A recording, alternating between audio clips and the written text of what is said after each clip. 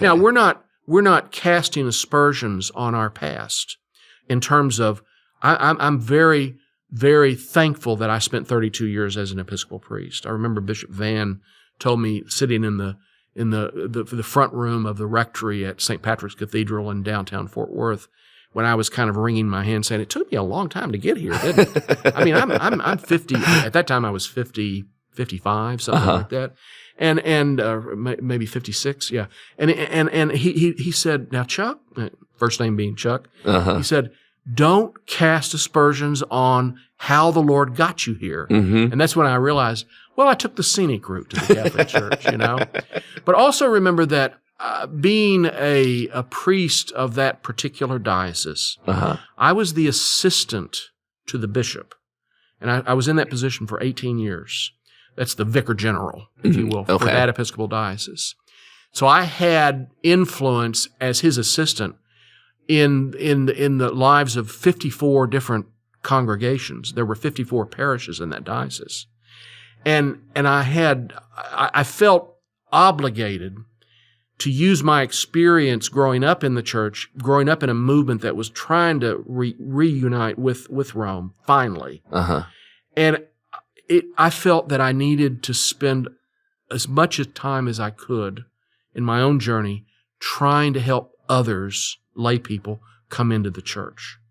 And that's what Anglicanorum Cedibus is about. Pope Benedict gave us that decree, that apostolic constitution.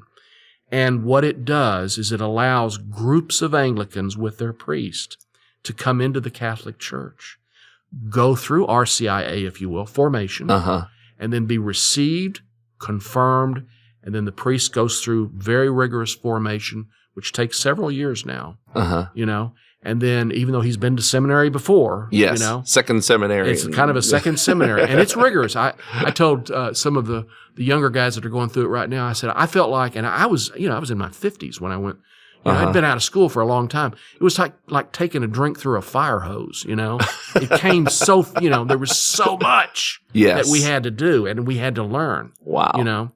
And I mean, it was an incredible experience. But once that was done, then we achieved, if you will, the promise that began so long ago with St. John Henry Newman and his conversion, and then St. John Paul II, who began the process of allowing priests from the Episcopal Church to become Catholic priests under what's called the pastoral provision, and that began in the early 1980s. Yes, and there's a couple of them here in the Archdiocese of Galveston, Houston, who are called pastoral provision priests. They were formerly Episcopal priests.